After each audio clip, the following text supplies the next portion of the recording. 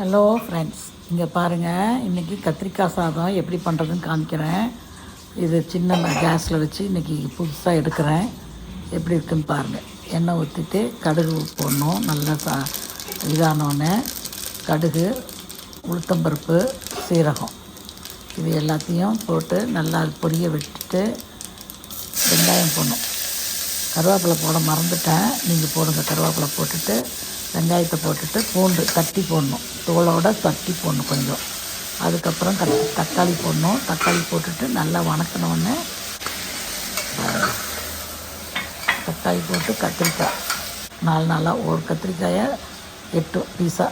அப்புறம் மஞ்சள்தூள் போடுறேன்.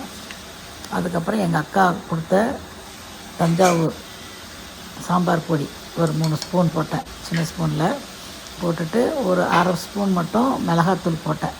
தனியாத்தூள் 1 ஸ்பூன் போட்டேன். ஏன்னா அது கலர் வரணும் இல்லைங்களா, அதுக்காக போட்டுட்டு உப்பு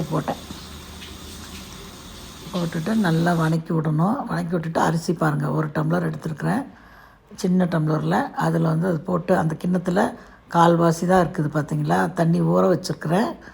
ஒரு 10 நிமிஷம் ஊற வச்சுட்டு தான் போட்டிருக்கிறேன்.